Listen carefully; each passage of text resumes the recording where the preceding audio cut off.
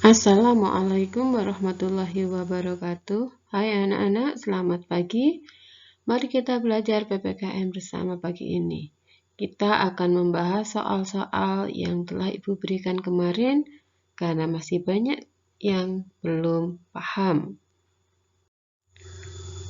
Soal pertama tentang apakah yang dimaksud dengan dasar negara? Kalian harus ingat yang namanya dasar negara itu bagikan pondasi bagi sebuah bangunan.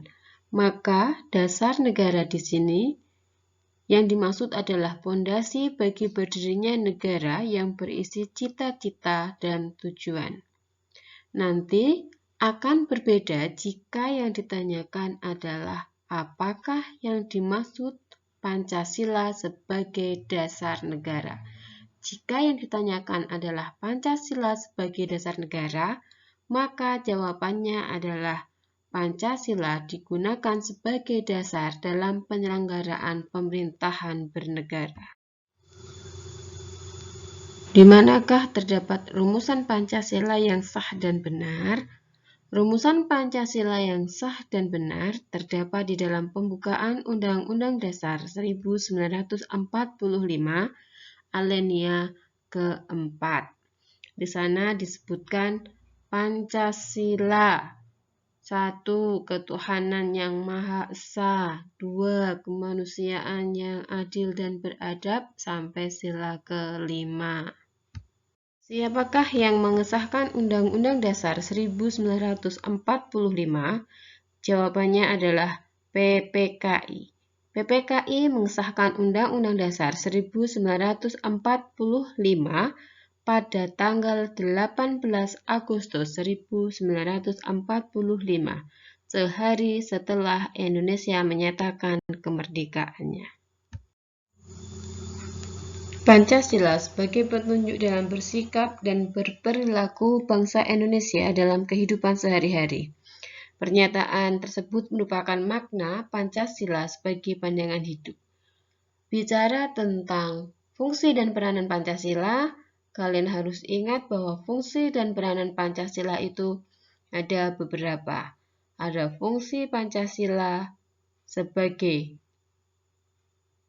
kepribadian bangsa, Pancasila sebagai perjanjian luhur, Pancasila sebagai pandangan hidup, Pancasila sebagai dasar negara. Kalian semuanya harus ingat dan baca kembali materi yang sudah Ibu berikan. Apakah akibat jika negara tidak memiliki dasar negara? Jawabannya sangat mudah, anak-anak. Jika kita bisa bayangkan jika suatu bangunan tidak ada pondasinya, maka bangunan itu akan runtuh atau roboh. Begitu juga sebuah negara. Jika tidak memiliki dasar negara, yang notabene dasar negara itu adalah pondasi yang berisi tujuan dan cita-cita bangsa tersebut, maka bangsa tersebut atau negara tersebut akan kacau, bahkan hancur.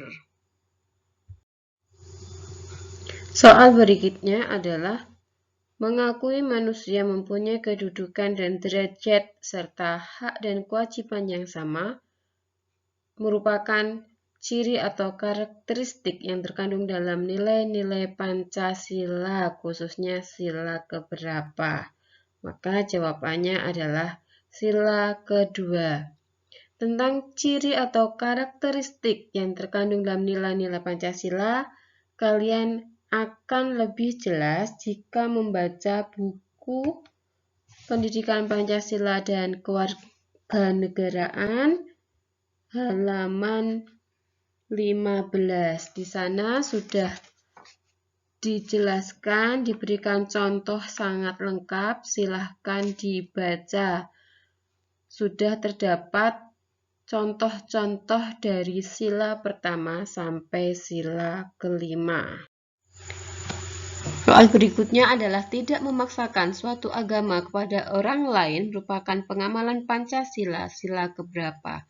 Kalau kita cermati bunyi dari Pancasila, sila pertama sampai kelima, maka yang paling tepat, yang paling cocok tidak memaksakan suatu agama ini adalah penerapan Pancasila, sila pertama yang berbunyi ketuhanan yang Maha Esa.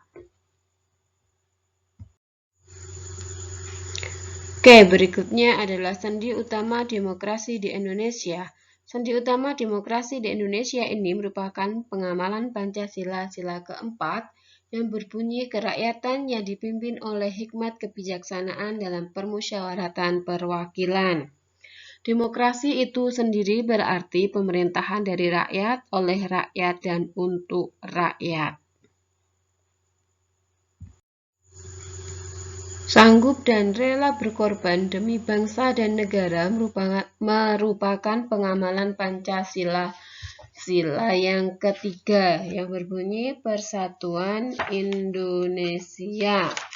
Nah, dalam sila ketiga ini, diantaranya pengamalannya adalah sanggup dan rela berkorban untuk kepentingan negara dan bangsa, mengembangkan rasa cinta kepada tanah air dan bangsa, mengembangkan rasa kebanggaan, berkebangsaan dan bertanah air Indonesia. Maka jelas soal ini jawabannya adalah Pancasila, sila ketiga tentang Persatuan Indonesia. Oke, soal berikutnya adalah taat dan patuh kepada orang tua merupakan pengamalan nilai-nilai Pancasila dalam lingkungan yang mana? Maka jawabannya adalah dalam lingkungan keluarga. Kata kuncinya adalah pada orang tua. Nanti akan berbeda jika yang ditanyakan misalkan mentaati tata tertib di sekolah merupakan pengamalan Pancasila dalam lingkungan yang mana? Maka jawabannya di lingkungan sekolah. Kita cari kata kuncinya terlebih dahulu baru kita bisa menjawab. Misalkan lagi, tidak mengganggu ibadah orang lain merupakan pengamalan Pancasila dalam lingkungan bermasyarakat. Cukup sekian, saya akhiri. Wassalamualaikum warahmatullahi wabarakatuh.